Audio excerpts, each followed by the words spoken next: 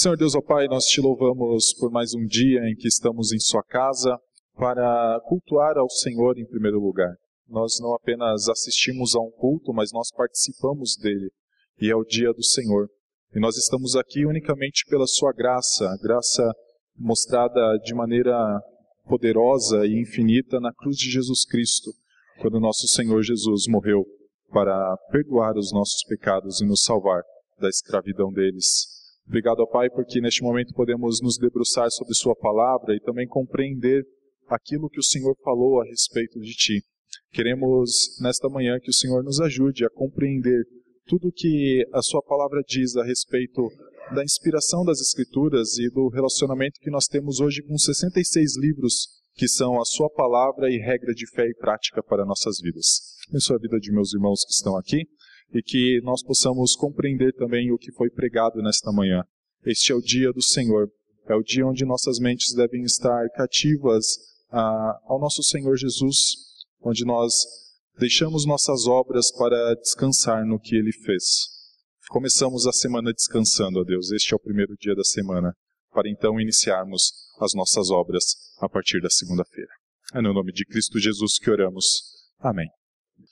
Meus irmãos, eu escolhi esta aula de hoje. Ela é uma aula que fala basicamente de Antigo Testamento e nós vamos comparar se o discurso histórico sobre a existência dos livros apócrifos ou não, se eles fazem parte das Escrituras ou não, porque os nossos dias são terríveis numa luta por significado.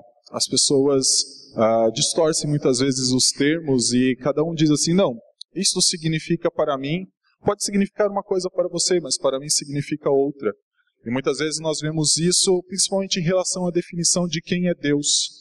Muitos já devem ter ouvido ou conversado com alguém que diz, não, Deus para mim é só amor.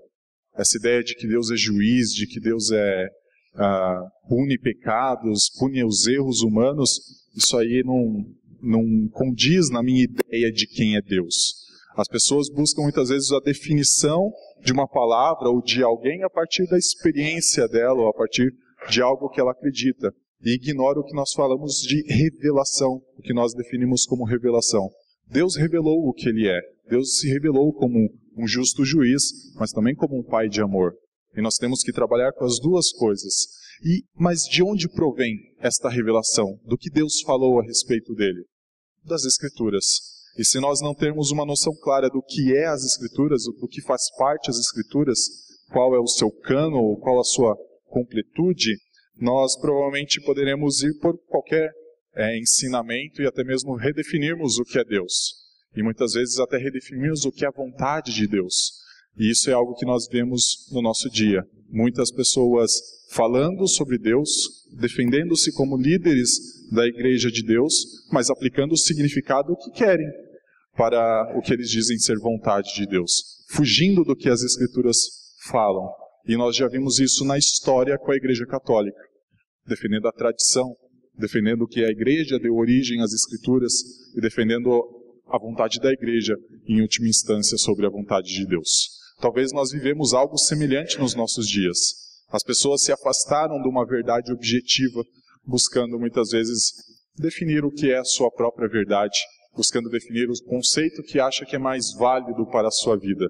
E eu queria, com esse debate histórico sobre a existência dos apócrifos, sobre a participação dos apócrifos no cânon bíblico ou não, tentar trazer luz também para nossas vidas hoje, em como nos relacionamos com os livros, por que esses 66 livros, e eu vou focar mais nos 39 livros do Antigo Testamento, porque é onde os apócrifos são incluídos nas Bíblias católicas. Então, deixa eu ver, acho que infelizmente não vou ter os slides. Eu vou trabalhando aqui com os irmãos e explicando um pouco mais detalhadamente. Como os irmãos já se habituaram, minhas aulas sempre começam com a Confissão de Fé de Westminster, que é os símbolos que os irmãos daqui a 3, 4 semanas, aqueles que quiserem se tornar membros dessa igreja, vão começar a confessar. E eu espero que lá para frente os irmãos comecem a se relacionar mais intimamente com eles, conhecê-los, estudá-los, porque nós acreditamos que eles não são regra de fé e prática, mas eles têm uma interpretação correta sobre aquilo que as Escrituras dizem. E a Confissão de Fé de Westminster tem um capítulo com 10 parágrafos que trata especificamente sobre o que é a Bíblia, qual é a composição das Escrituras e como nós temos que nos relacionar com ela e qual a autoridade dela sobre nossas vidas. Já dei uma aula aqui sobre autoridade, sobre glória das Escrituras. Muito obrigado, meu irmão. E agora os irmãos também poderão ver os meus slides. Então a Confissão de Fé, no primeiro capítulo, ela vai afirmar no segundo parágrafo que sob o nome de Escritura Sagrada ou Palavra de Deus escrita, incluem-se agora todos os livros do Velho e do Novo Testamento, que são os seguintes, todos dados por inspiração de Deus para serem a regra de fé e de prática. Eu não coloquei a lista dos 66 livros, mas a confissão vai dizer um a um, Gênesis, Êxodo, Levítico e assim por diante. A definição de Westminster de um livro fazer parte das Escrituras Sagradas é a inspiração. E nós entendemos por inspiração, e o termo poderia ser expiração, na verdade é o termo mais correto, como Deus em última instância é o autor das Escrituras. Ele fez uso de homens, utilizou-se de homens como os apóstolos, os profetas, Moisés, para registrarem aquilo que é a sua palavra. E nesse registro, Deus utilizou da capacidade dos homens. Então, quando nós estudamos lá atrás sobre a glória das Escrituras, nós vimos cerca de 40 autores diferentes ali envolvidos, cada um com o seu estilo, cada um utilizando daquilo que já conhecia. Nós vemos um Paulo, por exemplo, que foi criado entre os principais líderes judeus, com uma capacidade de escrita e de raciocínio que dificilmente encontramos até hoje, lógico, sequencial, falando sobre as coisas de Deus. Mas nós vemos autores mais simples, como um Pedro, sendo bem objetivo, sendo prático, falando sobre relações de servos e senhores, e falando sobre perseguição que o povo enfrentava no dia a dia.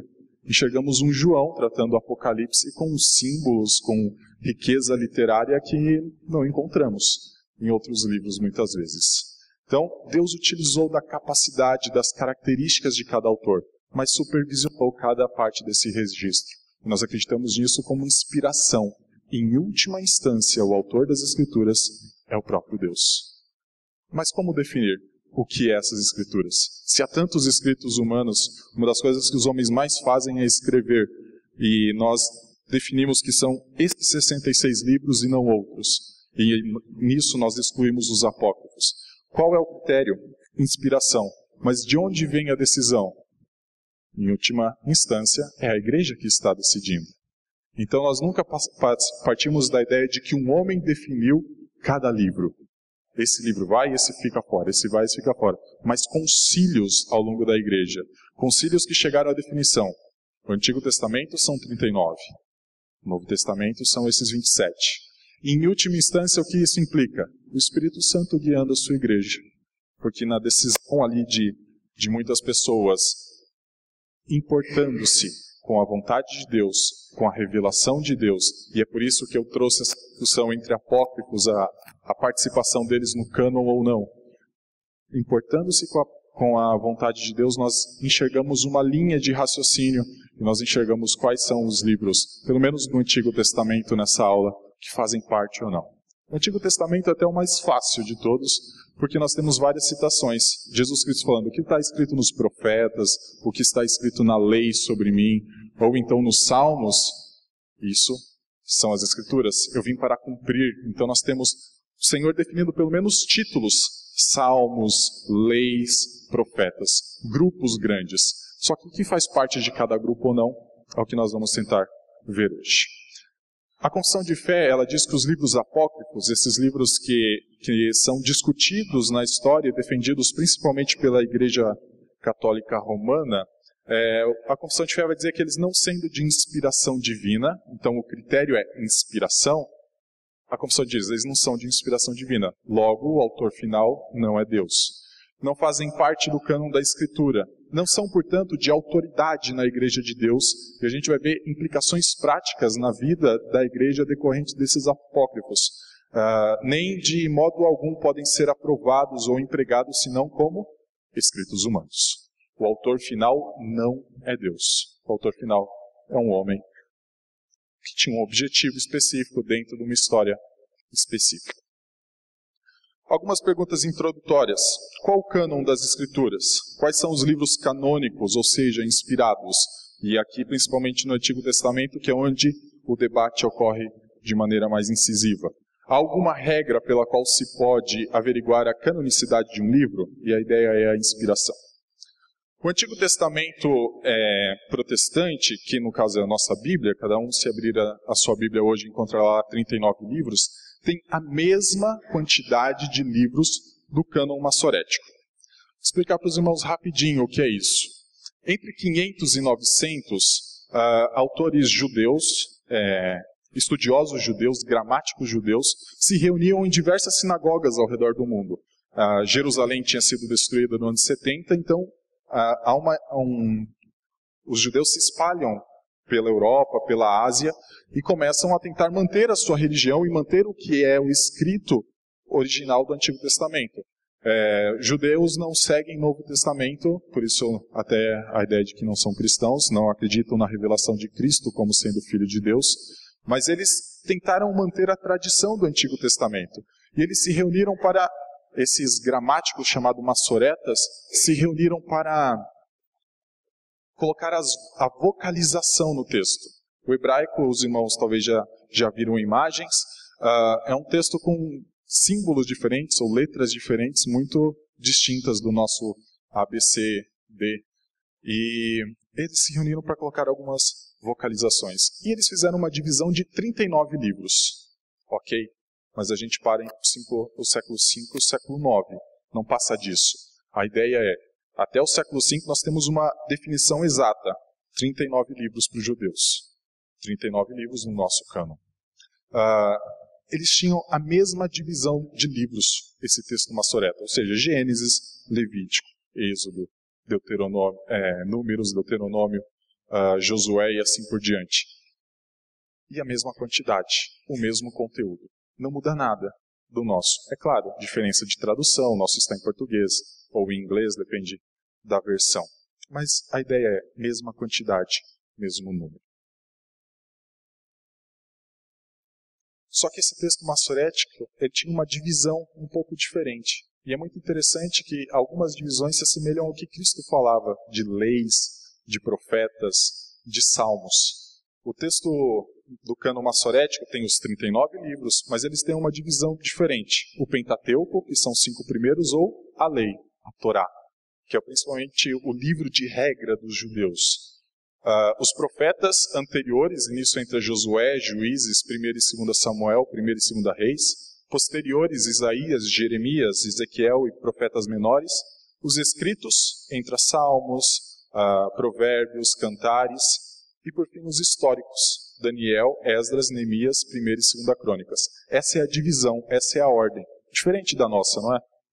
A nossa Esdras está no meio ali do Antigo Testamento. No cânon hebraico está no final. Por quê? Faz parte dos livros históricos. Faz parte da última parte da revelação de Deus, que é por volta do 4º século antes de Cristo. Então a divisão é diferente. Os livros históricos estão no final.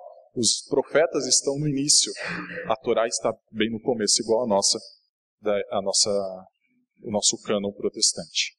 Mas os livros são o mesmo. Só que nem sempre foi a divisão em 39 livros. Isso começou no século V. A divisão antes era o mesmo conteúdo, só que um número de livros menores. No cânon que não tinha as vogais, não tinha pontuações, só tinham as consoantes do texto hebraico, que é o texto consonantal. O texto consonantal, o texto hebraico anterior ao massorético, então a gente volta no tempo mais 500 anos. Sai do século V ao século IX e volta para o texto que Jesus leu, provavelmente nas sinagogas, como nós temos no registro de Mateus 11, ele entrando na sinagoga e tomando o rolo de Isaías, e lendo lá sobre o servo que seria enviado, ele diz, hoje se cumpriu as Escrituras. Ali provavelmente era esse texto. Só que, apesar de ter a mesma ordem dos livros do cânon hebraico massorético, dos 39, só que a quantidade era de 22 ou 24 livros. E a gente vai tentar entender isso para que a gente veja na história como o texto do Antigo Testamento era tratado, inclusive pelos primeiros pais católicos. Então, a mesma ordem dos livros, no entanto, um menor número. 1ª e 2ª Samuel, como eram tratados? Samuel. Então, de 2 livros vira 1. Ok? Menos um livro. 1ª e 2ª Reis, como eram tratados? Reis. 1ª e 2ª Crônicas? Crônicas. Esdras e Neemias? Só Esdras. Aí, o texto consonantal antigo da época de Cristo identificava que Esdras e Neemias eram o mesmo livro e provavelmente teriam até mesmo o mesmo autor. Os 12 profetas menores, não era Daniel, Joel, Amós, Oséias, Obadias, profetas menores. Então era um único livro que hoje nós identificamos com 12. Não existia essa separação, não existia essa divisão. Era um único livro. Então se nós pegarmos 1ª e 2ª Samuel, menos um livro, que vira Samuel. 1ª e 2ª Reis, menos um livro. 1ª e 2ª Crônicas, menos um livro. Quando nós chegamos nos Esdras e Neemias, menos um, são 4. Só que quando nós chegamos nos profetas menores, menos 11. No mínimo 15 livros a menos, ou 15 divisões a menos. A ideia é, o conteúdo não é a menor, somente a divisão. Os livros estão lá. Está lá Daniel, está lá Obadias, está lá Joel, Zacarias, só que é tudo agrupado com um único título, profetas menores.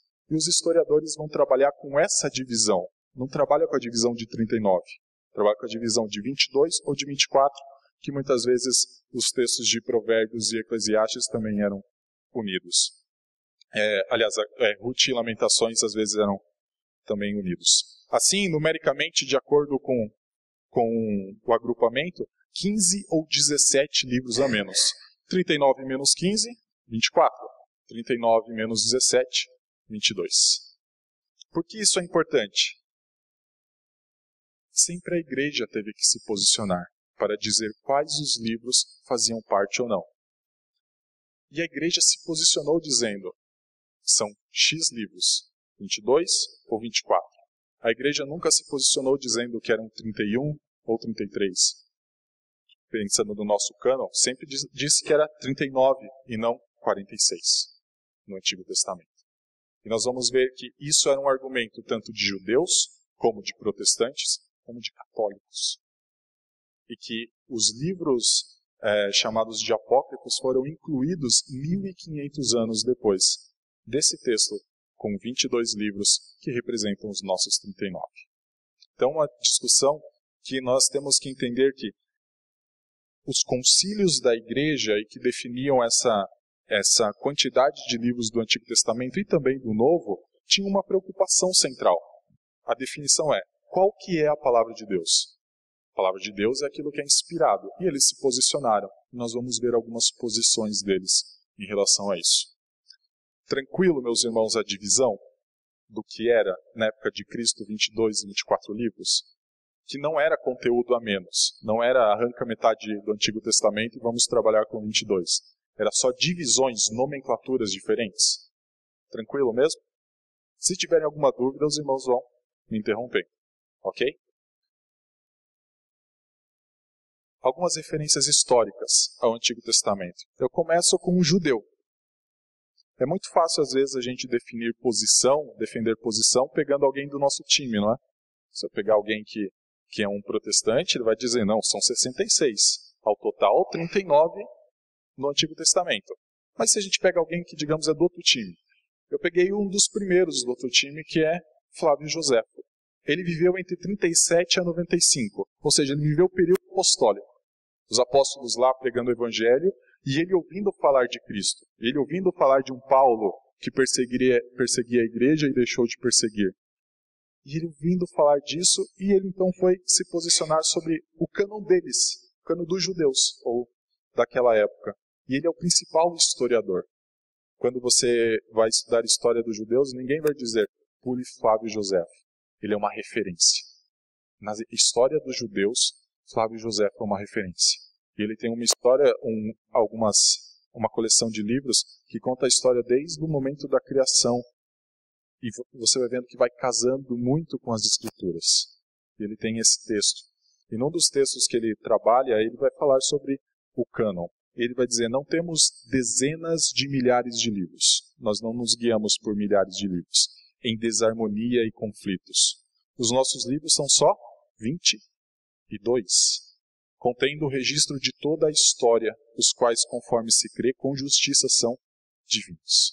O primeiro historiador judeu, ou, aliás, o principal historiador judeu, vai dizer que não se tem dezenas de milhares de livros. Os livros que eles consideram divinos são 22.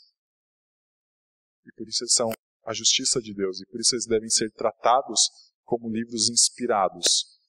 Ele escreve em outro trecho desse texto chamado Contra Pionem, desde Artaxerxes, sucessor de Xerxes, e as escrituras mencionam esse Artaxerxes como sendo o rei persa na época de Esdras, Neemias já era outro, mas na época de Esdras principalmente, até os nossos dias, tudo tem sido registrado, mas não tem sido considerado digno de tanto crédito quanto aquilo que precedeu a esta época. O que ele está dizendo? Artaxerxes, época de Esdras, século IV para século V. Nessa época, Esdras vai dizer que apareceu um homem chamado Ageu, um homem chamado Zacarias, e ele não menciona Malaquias. Malaquias é um pouco depois. Nós sabemos que Malaquias é o último livro do Antigo Testamento, no nosso cânon, pelo menos. Ele vai dizer, desde essa época de Artaxerxes, século IV, século V a.C., nada que foi produzido tem sido considerado digno de ser aceito como divino. Os apócrifos mais antigos são do século III, no máximo século II. Para um judeu como Flávio Joséfo, tudo que é do século IV até o século dele ali, século I, nada disso é considerado de inspiração divina. Por que ele vai falar? Visto que a sucessão dos profetas cessou. Malaquias, Zacarias, Ageu foram os últimos. Não há mais sucessão profética. Então, quando surgem livros como Enoque, que não é do Enoque I, é de um autor que o escreveu no século II a.C., ou quando surge Macabeus, I e II Macabeus, são autores que escreveram aqueles livros com um propósito.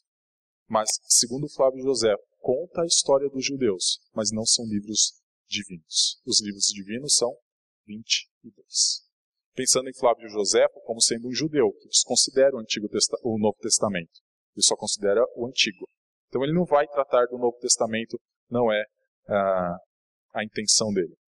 Mas a fé que depositamos em nossos próprios escritos é percebida através de nossa conduta. Interessante a menção dele. Os nossos escritos, que são aqueles 22, a fé que expressamos nele molda a nossa conduta. Não existe livro, não existe escrito que modifique a cultura de alguém mais que as escrituras. Ele está dizendo, as escrituras nossas é só o Antigo Testamento, mas é ela que interfere em nossa conduta. Não são os outros livros. O que molda a nossa conduta e é nossa regra de fé e prática, pensando apenas no termo de Westminster, são esses 22, não é o resto. E ele continua. Pois, apesar de ter se passado tanto tempo, 400, 500 anos, ninguém jamais ousou acrescentar coisa alguma a eles. Desde o tempo de Artaxerxes, ninguém quis incluir um livro no Antigo Testamento. Entre os judeus, ele está falando. Os nossos livros são os 22, os nossos livros moldam nossa conduta. E ninguém ousou acrescentar alguma coisa entre eles. Nem tirar deles coisa alguma, nem alterar neles qualquer coisa que seja. A visão de um judeu do primeiro século, que não considerava o Novo Testamento por ser judeu, mas considerava o Antigo Testamento. E ele vai dizer, do século IV para frente, não existe uma pessoa entre os judeus que quis incluir um livro entre os 22. Nosso número é 22. E como nós vimos, a divisão era 1 Samuel, agrupava, menos 1, 1 e 2 Reis, menos 1, os profetas menores, menos 11, quando nós terminamos a conta, 17, 15 livros. 39 menos 17, 22. Qual que era o cânon que eles utilizavam? O cânon semelhante ao cânon protestante. 39 livros e não 46 ou mais livros. Ok? Dúvidas, meus irmãos? Aqui? Essa aula ela é um pouco mais histórica, então Se os irmãos tiverem alguma dúvida de período, os irmãos questionem, por favor. Referências históricas ainda. Jerônimo. Os irmãos já ouviram falar que as missas eram rezadas em latim? Alguém já ouviu falar nisso? Sim, né? Até o século XV, não, passou disso. Mas as missas elas eram rezadas em latim, daí a história de que o padre se voltava para o fundo da igreja e não para o público, não para as pessoas que estavam dentro do templo. Tem uma base nisso, que é o fato das escrituras terem deixado de ser estudadas direto no grego ou no hebraico, como é o Antigo Testamento e o grego e o Novo Testamento, e as escrituras foram traduzidas para o latim. Então a versão que se tinha do século IV até o século XV e XVI, em sua maioria, eram em latim. Quem que foi o autor da tradução da Bíblia do grego e do hebraico? Provavelmente do grego, né, que ele utilizou a Septuaginta do texto hebraico. Foi esse Jerônimo. Ele que traduziu a Bíblia para o latim. E é dele a versão mais utilizada na Igreja Católica. O padre lia a missa em latim. Existe um negócio chamado missal dominical, que era como se fosse... Talvez os irmãos já viram hoje em dia, se alguém já frequentou a Igreja Católica, que são papéis que são deixados nos bancos, e lá tem toda a liturgia da missa. E lá tem o texto bíblico que ele vai ser lido e tal. Na época, o missal tinha o texto bíblico em latim. O padre rezava a missa em latim. Os membros, na grande maioria, não entendiam nada, porque eram camponeses, não tinham acesso à educação formal que tinha o latim como uma das línguas prioritárias. Quem era alemão não entenderia o latim. Quem era italiano entenderia um pouco mais. Mas quem era inglês não entenderia também nada. E essa era a versão, chamada Vulgata Latina, traduzida por Jerônimo. E Jerônimo um dia foi falar dela também. E ele resolveu falar sobre os livros apócrifos. O autor da principal versão católica se posicionou sobre os livros apócrifos. E olha a posição dele. Referindo-se ao livro de Sabedoria de Salomão e ao livro de Eclesiástico, Jerônimo, autor da Vulgata Latina, versão utilizada pela Igreja Católica até o século XVI, diz: da mesma maneira pela qual a Igreja lê Judite e Tobias e Macabeus no culto público, ou seja, os apócrifos eram lidos no culto. Como um culto nosso hoje, eles eram lidos. Isso é uma evidência histórica. Mas não os recebe entre as escrituras canônicas. Assim também sejam estes dois livros úteis para a edificação do povo, mas não para receber as doutrinas da igreja. Jerônimo, aquele que traduziu as escrituras para o latim, versão que mais foi utilizada pela Igreja Católica, ele é do século IV até o século XV e XVI, ele diz, tem Macabeus, tem Judite, tem Tobias. Sabe Salomão e Eclesiástico? São iguais esses. Pode ler no culto público, só que não são livros canônicos. Não são livros para se formular doutrina sobre eles. São livros para edificação. Assim como se a gente quiser ler algum texto, a gente pode ler como um documento histórico no culto público. Só que a gente não pode formular doutrina sobre eles. Eles servem para instrução. Servem para dizer, aconteceu tal coisa em tal época. A gente lê um texto. Só que a gente não pode formular uma doutrina que molde a vida da igreja. Flávio Josefo já dizia, não temos milhares de livros, temos 22 livros. E eles moldam a conduta. Eles formulam doutrina, o resto não.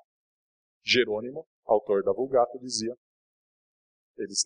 esses livros apócrifos não são doutrinários, são apenas livros instrutivos, porque são escritos humanos, em última instância.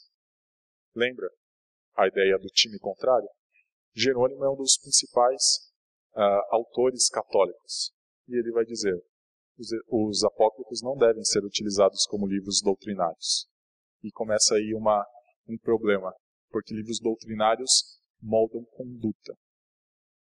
Estudar doutrina molda a forma como a gente se relaciona com Deus. Quando nós compreendemos que Deus é santo, e essa é uma das doutrinas da igreja cristã, nós entendemos que nós temos que ter uma reverência para com Ele. Nosso culto muda. Nossa forma de pregar muda. Nossa forma de o adorar muda. Doutrina molda vidas. E ele está dizendo, esses livros apócrifos não podem moldar vidas. Não podem ser doutrinários. Apenas históricos, apenas instrutivos. Tranquilo, meus irmãos? Estou explicando passo a passo. São mais informações históricas para os irmãos terem a ideia de como o cânon do Antigo Testamento era tratado lá no início. Para que se um dia os irmãos precisarem argumentar com alguém, os irmãos terem um embasamento para dizer, os apócrifos não podem por conta disso, disso, disso. Tranquilo? Sim, meu irmão. Só um instante. Eu só queria tirar uma dúvida. Os livros de Judite, Macabeus, Tobias, podem, em um diálogo, ser citados ou não? Como algum tipo de referência histórica, não podem? Pergunta do seu nome? Pergunta do Walter. Se os livros apócrifos podem ser citados em uma conversa ou em um argumento como livros históricos? Podem, porque eles são históricos. Eles não podem ser citados como palavra de Deus. Eles não podem ser citados como livros doutrinários. Mas eles podem ser citados como livros históricos. Como eles são citados em muitos momentos pelos vários autores que escreveram ao longo da história da igreja. São livros para argumentação. Na igreja, hoje em dia a gente não os utiliza. Nós vemos que nos relatos históricos eles eram utilizados apenas como informação histórica, não como palavra de Deus. Hoje a gente não utiliza mais. Eu acredito que não tenha resolução contra isso. Posso ter aqui um campo de dúvida, mas nós não utilizamos, não citamos. Apesar de que acreditar não ser como informação histórica um erro citado. Tranquilo? Por que os apócrifos foram incluídos no cânon se o principal autor, o autor da versão mais utilizada pela Igreja Católica, já dizia que eles não tinham utilidade como palavra de Deus, como livro doutrinário? Por que a Igreja Católica, depois, vendo os autores se pronunciando ao longo da história, incluiu os livros apócrifos? Como vamos responder ao que estão nos atacando? A Reforma Protestante do século XVI, com Martinho Lutero, João Calvino e os outros reformadores, tentaram reformar a igreja. Essa é a ideia, não era criar uma nova igreja. A ideia era reformar. E quando você faz uma reforma, pensando numa reforma de construção, é o quê? Você vai dar um novo visual, você vai tirar alguma coisa, vai colocar uma coisa no lugar. Então a ideia de Martinho Lutero era de reformar algumas doutrinas da igreja, trocá-las. E algumas das doutrinas que Martinho Lutero questionou, entre elas está, por exemplo, a oração pelos mortos, que a Igreja Católica pratica até hoje, que a gente conhece como o quê? Missa do sétimo dia. É uma oração pelos mortos. Martinho Lutero falou, isso aqui não está de acordo com as Escrituras. E a pregação de Martinho Lutero, os seus escritos, começaram a ter uma influência sobre a Igreja. Então a Igreja Católica precisou fazer. Temos que responder a isso. Como que a gente responde a algo que está sendo questionado como conduta? O que molda a conduta cristã? Escritura. Assim como moldava a conduta de Flávio Joséfo, que ele falou. Os livros, os 22, moldam nossa conduta. Os outros não. O que molda a conduta cristã? Bíblia. A Igreja Católica teve que responder a isso. Vocês estão questionando coisas nossas, a gente tem que provar. Como que a gente prova? Os apócrifos provam. E eles incluem como sendo livro canônico no século XVI. Se passaram 11 séculos entre Jerônimo e a versão Vulgata Latina, no século IV, 1100 anos depois, os apócrifos foram incluídos como livros divinos, como livros inspirados. E é o que o Concílio de Trento fez isso. O pronunciamento do Concílio de Trento sobre os apócrifos foi parte de uma ação polêmica contra Lutero. O Concílio de Trento está dentro do movimento da Igreja Católica chamada Contra-Reforma. Logo, se a Reforma queria estabelecer alguns itens, alguns pilares, a Contra-Reforma foi tentar defender os que estavam sendo substituídos. E dentro deles tem a oração pelos mortos. Seus defensores consideravam que a aceitação dos apócrifos, os defensores do Concílio de Trento, como inspirados, era necessária para justificar ensinamentos que Lutero havia atacado. Então, o objetivo do Concílio de Trento é: temos que contra-atacar aquele que está nos atacando. Quem está nos atacando? Martinho Lutero. Como que a gente vai fazer isso? A gente tem que defender os nossos ensinamentos, temos que defender a nossa tradição. Como que a gente vai fazer isso? Com Bíblia. Como que a gente faz? Os apócrifos. Com a Bíblia a gente não consegue. Com os 39 lá, ou com os 66, a gente não consegue defender muitos dos ensinamentos. Mas alguns deles a gente encontra no apócrifo. Como que a gente faz isso? A gente diz para a igreja que durante 1.100 anos foi ensinada exclusivamente em latim, ou seja, uma igreja que não aprendeu nada do clero, porque eles não entendiam latim, em sua maioria. A gente vai ensinar eles como? Vamos colocar o apócrifo aqui.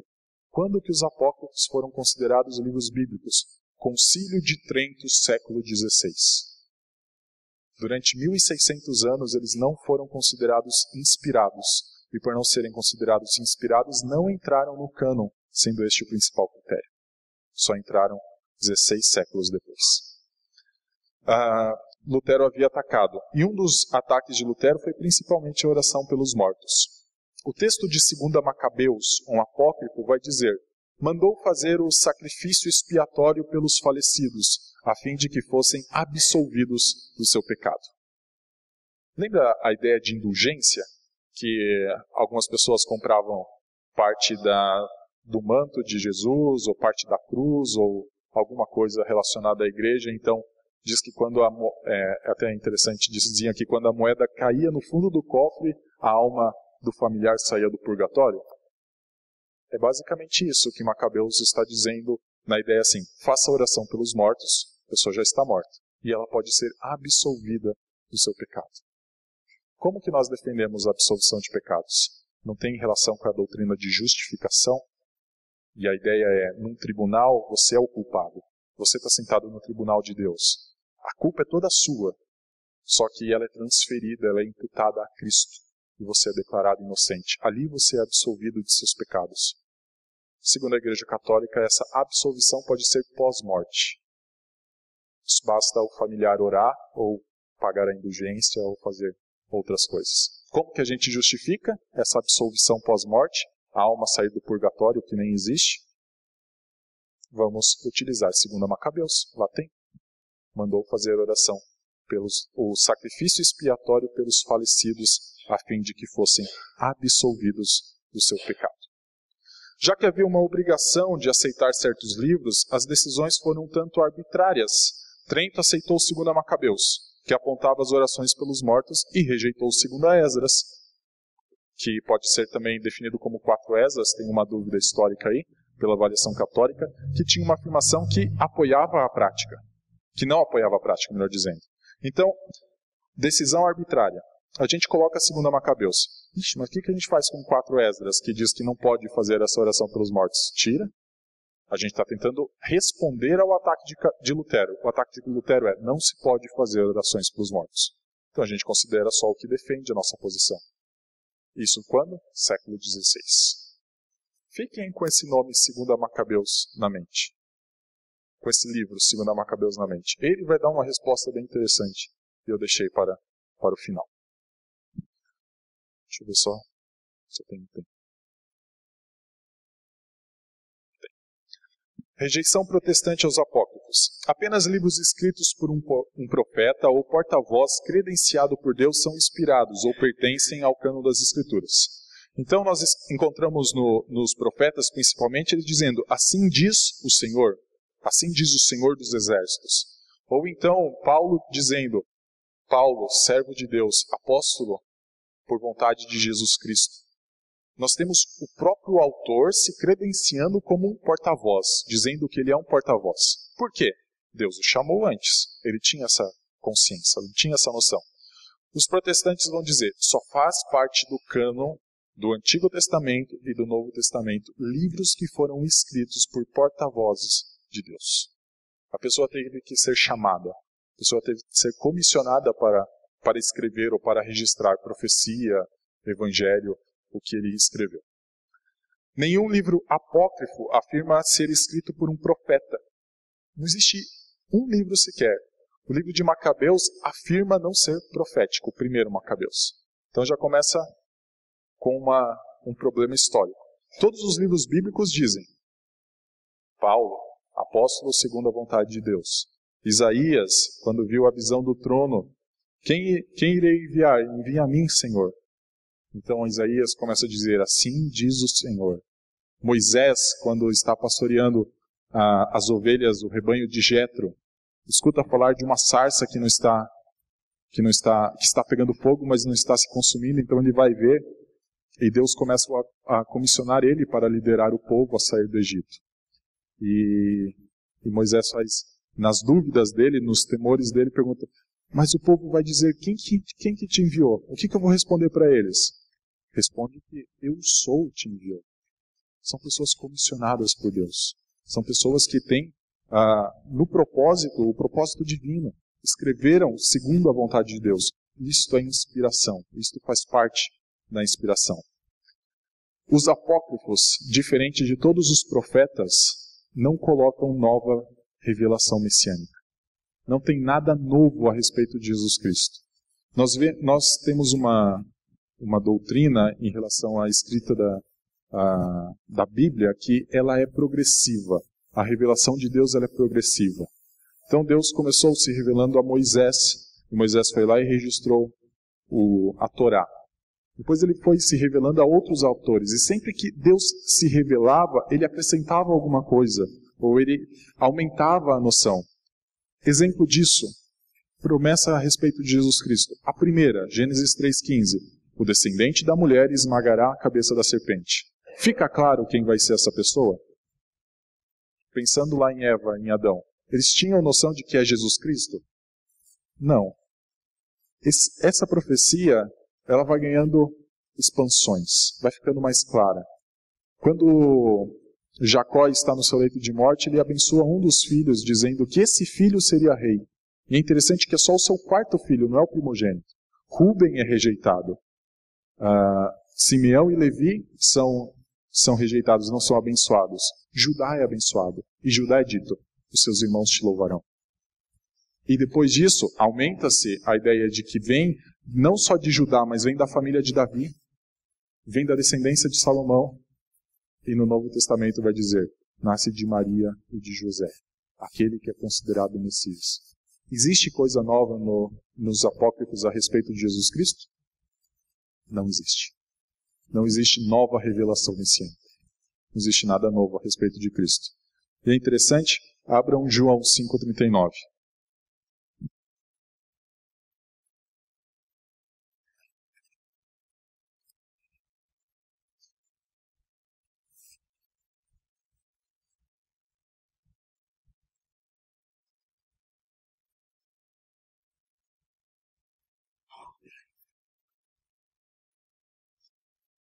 João 5,39. Existe uma ordenança de Jesus Cristo para os seus discípulos, que eles deviam fazer alguma coisa. E o que ele ordena ali, o que ele instrui os discípulos a fazerem? Examinai as Escrituras, porque julgais ter nelas a vida eterna. E são as Escrituras que dão testemunho de mim. Jesus Cristo, ele já coloca um limite naqueles que fazem parte do Antigo Testamento. Ele falou antes que eram profetas, que eram a lei, que eram os salmos, os escritos. Só que agora ele coloca um limite. As Escrituras, na época de Jesus não tinha Novo Testamento, era só Antigo Testamento, ele vai dizer: as Escrituras dão testemunho de mim. Examinem-as, busquem-as. Quando a gente pensa em Escrituras no tempo dos judeus, era o quê? 39 livros que eles chamavam de 22 livros, ou 24 livros, depende do autor. Rejeição judaica. Além das evidências de característica profética apontarem apenas para os livros do Antigo Testamento judaico e protestante, há uma rejeição contínua dos apócrifos como cânon por mestres judeus e cristãos. Ao longo de toda a igreja, protestantes e judeus rejeitaram os 39 livros. Rejeitaram os 46 livros, melhor dizendo. Apontaram para os 39. Rejeição constante aos apócrifos. A igreja rejeitou. Quando que a igreja começou a aceitar? 1547, no Concílio de Trento, 16 séculos depois da revelação de nosso Senhor Jesus Cristo. A rejeição dos concílios da igreja primitiva, nenhuma lista canônica, concílio Constantinopla, Niceia, nenhum desses concílios apontou os apócrifos como sendo divinos. E lembrem-se, quem toma a decisão de incluir um livro ou não nas Escrituras? É a igreja, são os concílios da igreja. Nós acreditamos que o Espírito Santo está supervisionando isso, mas é a igreja, e a igreja nunca apontou até o século XVI que os apócrifos deveriam fazer parte do cânon do Antigo Testamento. 1600 anos em silêncio sobre os apócrifos, apenas dizendo, não, utilize no culto público como histórico, como instrutivo, mas não como doutrinário, não como palavra de Deus. Nós acreditamos que Deus supervisionou sua igreja a tomar essa decisão de deixar apenas 39 e não os 46 ou mais. A reforma protestante, mesmo sendo fonte das mais radicais mudanças, nós vemos o abandono da ideia de que justificação é por fé e obras, e os reformadores dizendo, é só pela fé. Nós vemos os reformadores dizendo, vão para as Escrituras, esqueçam a tradição romana. Algo, a autoridade, é a Escritura Sagrada, é a Palavra de Deus. Só que em momento algum, os reformadores se posicionaram contra o cânon. Nós não vemos Martinho Lutero se posicionando contra o cânon. Nós vemos João Calvino, até escreve um pouco, mas João Calvino já tem um período dele posterior ao Concílio de Trento. Mas nós não vemos uma ênfase de atacar, não. Arranca 7 livros, arranca 10, 11 livros. Mantém só os 39. Por que eles não atacaram isso se eles atacaram tantos erros que existiam dentro da igreja? Porque até 1500 os apócrifos não faziam parte da Bíblia. Eles foram incluídos em 1547. Por isso os reformadores têm um silêncio meio que geral entre eles sobre os apócrifos. Não precisava mudar isso. Não precisava mudar o cânon. O cânon estava certo, 39 livros no Antigo, 27 no Novo. Só que eles são incluídos depois da primeira leva de reformadores. Eles não se posicionaram. Então nós vemos que até 1500, para os reformadores que debateram tanto ensinamentos da igreja, eles não precisaram debater a respeito do cânon. Porque até aquele momento eram 39 livros, mais os 27 do Novo. Rejeição aos apócrifos. Existe uma rejeição de um próprio apócrifo. É muito difícil alguém querer ensinar algo e dizer, eu sou a palavra de Deus, como Paulo dizia que ele era um apóstolo por vontade de Jesus Cristo, ou Isaías, que dizia assim, diz o Senhor, e a pessoa falar, olha, eu escrevi tudo o que Deus me disse, mas talvez tenha algum erro aqui no meio. Talvez tenha algo que eu deixei passar. Nós não vemos isso. Nós vemos Paulo dizendo que toda a Escritura é inspirada por Deus. E cada parte dela é útil para a repreensão, é útil para ensinamento, para a correção na justiça. Cada parte das Escrituras, não existe um trechinho ali, não é útil para que todo homem, é útil para que todo homem de Deus seja habilitado e perfeitamente habilitado para toda boa obra. Paulo não rejeita nada das Escrituras. Ele é alguém comissionado por Deus.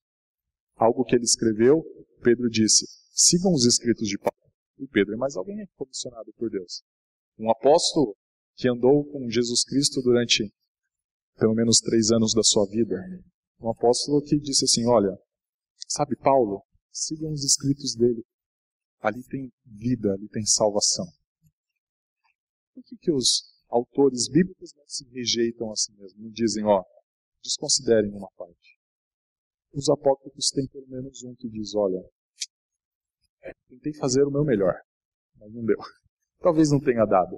E é o que diz 2 Macabeus, que é o mesmo texto que diz, façam oração pelos mortos.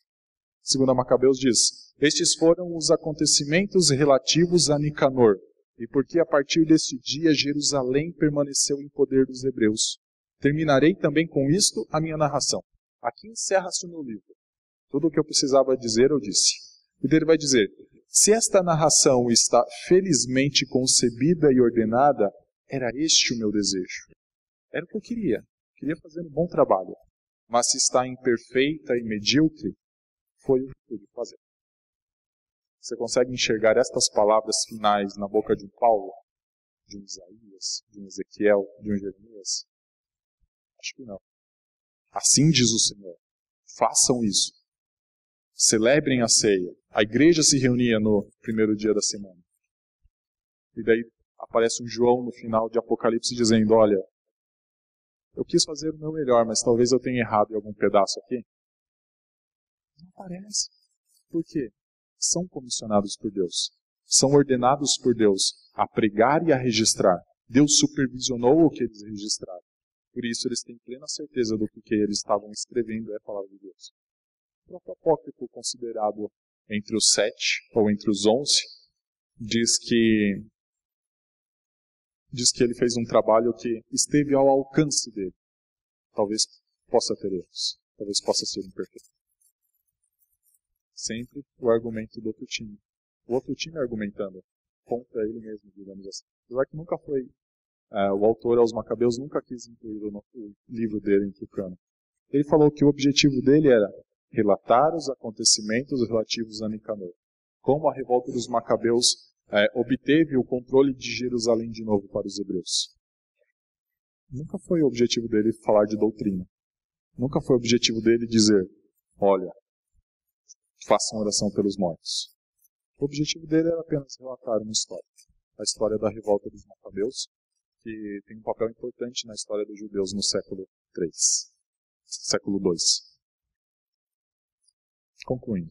Dúvidas, meus irmãos? Dúvida. Júnior, calma aí. Só tirar uma dúvida.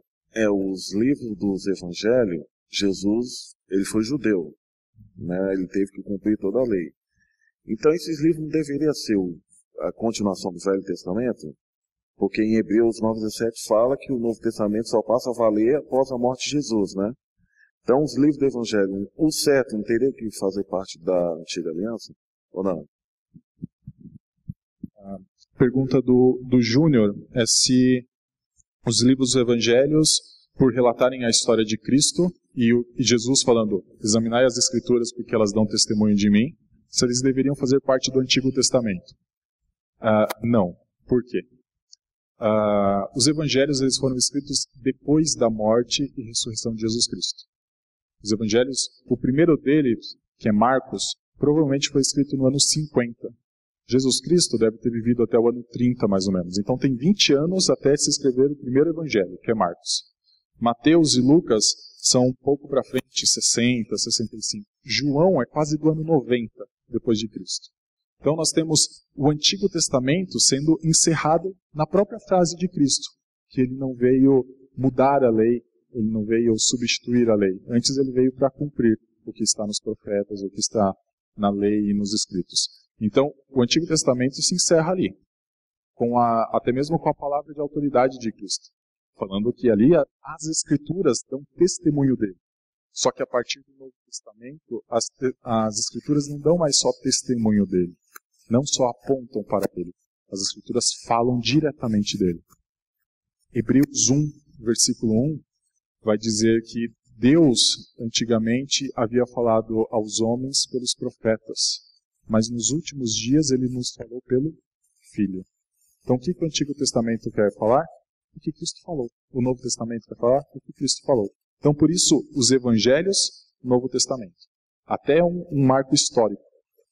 A partir de Jesus Cristo, a introdução de uma nova aliança, uma nova forma da aliança da graça ser manifestada. Então, o Novo Testamento ele tem uma nova distribuição em tudo. Não existe mais a ideia do templo, não existe mais a ideia dos sacrifícios. Então, por isso, os Evangelhos, Novo Testamento, os 39 continuam no Antigo. Tranquilo? Concluindo, meus irmãos, mais alguma dúvida? Dúvida? Vamos cá.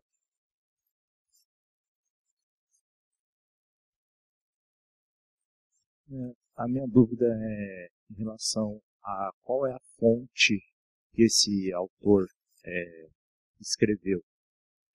Porque seria uma seita judaica? Porque de onde que ele tirou essa crença pelos mortos? Isso era comum no povo judeu da época? Ou ele fazia parte de uma seita e, como historiador, ele falou da seita? Porque Macabeus defende, fala pelo menos, faz menção a um sacrifício expiatório pelos falecidos. Os judeus, a partir do século 5, 6, nunca mais foram uma nação independente. Depois do exílio babilônico, nunca mais foram independentes. Substituiu o império de Nabucodonosor, o babilônico, entrou o persa, depois disso entrou o império greco-macedônico e depois o romano. Todos esses impérios trouxeram sua própria cultura para dentro de Jerusalém e do povo judeu. E dentro dessa cultura a gente sabe que existe a intercessão pelos mortos, existem formas de se comunicar com os mortos. Então, os judeus daquele século 3 ao século 1 antes de Cristo, e até os fariseus ali, tiveram uma grande influência da cultura helênica, da cultura grega, romana. Então, existia essa prática em outros povos. Aqui nós temos o autor de Macabeus, que não se tem ao certo quem ele é, dizendo que havia a prática entre os sacerdotes disso. Mas ele está relatando uma história. Provavelmente algo que era influência de outras culturas. Não era algo do ensino das Escrituras. Não há nisso. Tanto é que Moisés, quando o povo está entrando em Canaã, ele diz: não se relacionem com adivinhos, não se relacionem com necromantes, não se relacionem com qualquer coisa que se relacione com o oculto ou com os mortos. Evitem isso. Isso é abominação aos olhos de Deus. Das Escrituras não parte esse ensinamento. Então, o autor aos Macabeus, sendo um historiador, o que ele está fazendo? Lendo a sua época. E a sua época, os judeus tinham uma influência muito grande dos helenistas e dos outros povos persas, que tinham uma dualidade. Então, por exemplo, os persas tinham uma ideia de que o Deus bom e o Deus mau eram equivalentes. Então, onde que começa a ideia, talvez, de Satanás e Deus têm o mesmo poder? Numa época como essa, de dualismo. Só que nós sabemos que não tem nem comparação entre o nosso Deus e Satanás. Tranquilo? A resposta? Concluindo aqui então, meus irmãos, tanto o cânon protestante quanto o cânon hebraico, citado por Jesus, João 5,39, e pelos apóstolos, 2 Timóteo, falando que toda a escritura é inspirada por Deus, são compostos por 39 livros. Na época de Jesus eram tratados como 22 livros. Os apócrifos foram rejeitados tanto por judeus como pelo próprio Jerônimo, autor da Vulgata Latina, e por um próprio apócrifo, segundo Macabeus, dizendo que provavelmente o que ele registrou talvez tenha algum erro. Os apócrifos eram utilizados como livros históricos, porém não canônicos, pela igreja primitiva, e foram aceitos como canônicos somente em 1540. Posso estar enganado com essa data, se não me engano, 1547, no Concílio de Trento, no que foi denominado período de contra-reforma. Por que é importante esse debate histórico? Hoje nós temos uma convicção profunda de que são 39 livros.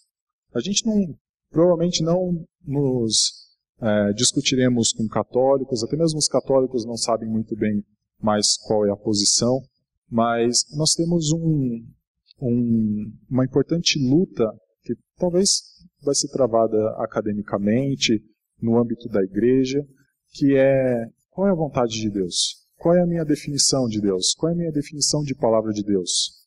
Qual é a minha definição de significado? Qual é a minha base para afirmar o que eu estou afirmando? Nós já vemos líderes e mais líderes contradizendo claramente as Escrituras. E todos esses autores, eles defendiam que o que molda a vida é a Escritura. O que molda a vida de uma pessoa é a Escritura, porque ela é inspirada por Deus. Ela é útil para o ensino, para que o homem seja perfeito e perfeitamente habilitado para toda a obra. Os nossos dias são dias em que talvez a gente não precisa rejeitar um escrito, como um apócrifo, um livro lá registrado.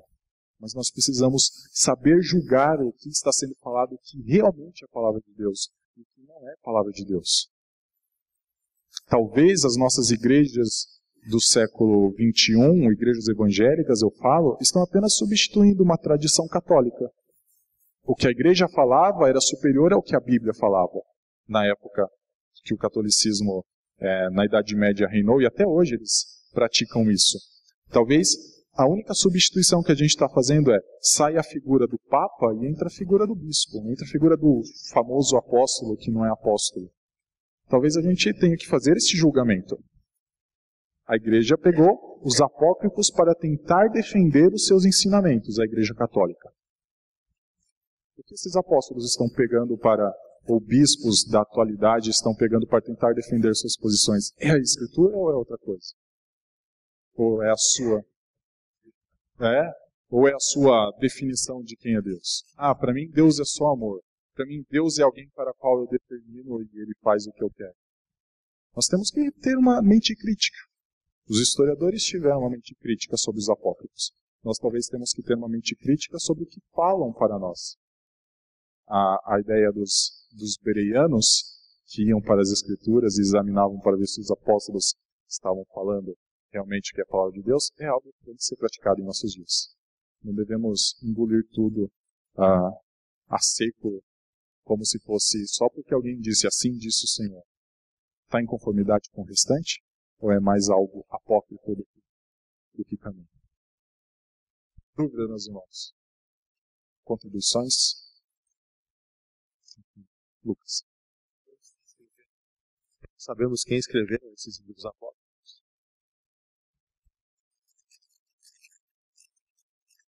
Alguns sim e alguns não.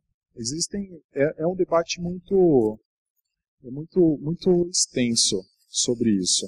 Porque até hoje a gente tem algumas dificuldades. Quem escreveu Hebreus, por exemplo, são tanto os livros bíblicos como os apócrifos são muito antigos. E alguns não têm registros, né? Ah, tal livro foi escrito por Paulo, tal livro foi escrito por João, ou o apócrifo de Macabeus foi escrito por um rabi. Provavelmente eles foram escritos por judeus, é o que a gente pode chegar mais perto, que assistiam em sinagogas, que assistiam nos lugares religiosos, mas nós não podemos ir muito além. Então, é difícil afirmar tal livro foi para tal pessoa. Não há um debate.